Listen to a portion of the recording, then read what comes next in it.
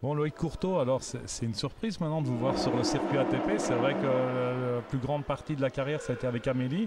Et donc, ça doit quand même être un grand changement parce qu'on sait quand même que ATP WTA, c'est une toute autre mentalité. Ouais, c'est une autre mentalité, c'est vrai que ça change. J'ai passé pas loin de 20 ans dans le tennis féminin. Et maintenant, ça fait 2 ans que je suis les garçons. Donc c'est différent, mais en fait c'est une logique retour aux sources, puisque moi j'ai joué aussi avant, donc c'est bien, c'est un changement qui était important pour moi et salutaire, parce qu'après avoir fait la carrière qu'on a fait avec Amélie, j'avais besoin de changer.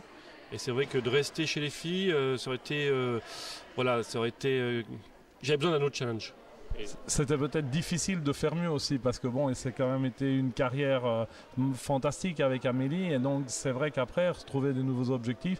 Ici, il y avait un réel besoin de se remettre en question, de se mettre peut-être un peu en difficulté finalement, non? Ouais, exactement, de se remettre en question, en difficulté, un nouveau challenge. Difficile de faire mieux, c'est sûr que j'ai eu énormément de chance d'entraîner une joueuse comme Amélie Mauresmo. Pour un entraîneur, c'est un rêve.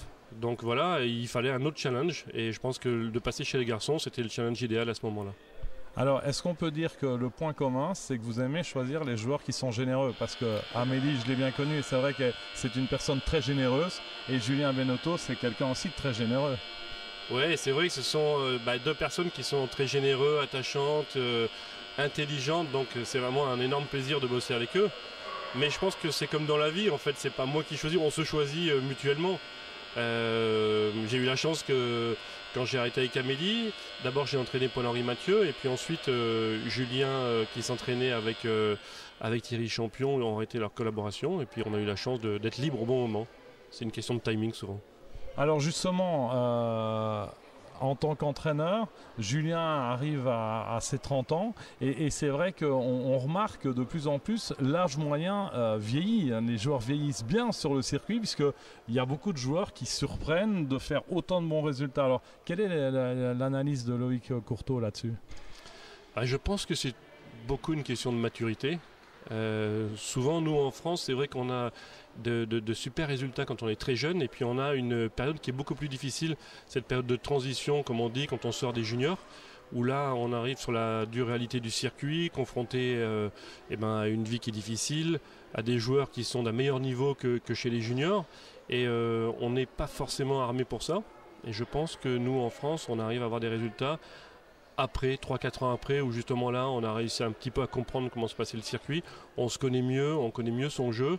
Donc la maturité, la réflexion aidant, et ben après, là, les joueurs sont, on va dire, moins pris par le stress et arrivent à donner la pleine mesure de leurs moyens. Qu'est-ce que l'entraîneur, sans dévoiler les secrets, mais qu'est-ce que l'entraîneur espère ou trouve réaliste comme objectif par rapport à Julien? J'aimerais que Julien arrive à gagner son premier tournoi sur le circuit. C'est un joueur qui a battu énormément de top 10 dans sa carrière, qui a gagné beaucoup de challengers, qui a gagné des doubles. Et en fait, il court après sa première victoire dans les Masters ATP. Et ça serait très important. Ce serait très très bien pour lui s'il pouvait y arriver. C'est un objectif, c'est son objectif. Donc j'aimerais l'aider à réaliser cet objectif.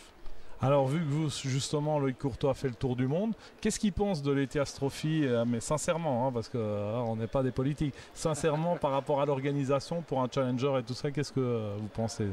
Alors, moi je trouve que c'est un tournoi qui est très très bien organisé pour un challenger, même si j'ai pas beaucoup d'expérience dans les challengers.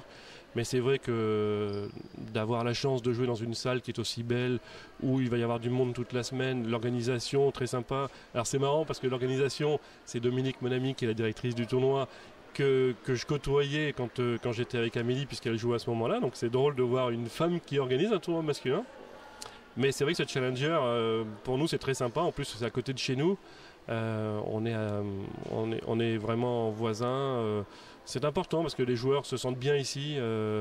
Tout est bien pour que le tournoi soit très réussi. En plus, c'est d'un très très haut niveau, donc ça va être une très belle semaine. Mais merci beaucoup et bonne semaine. Merci, avec plaisir. Merci beaucoup.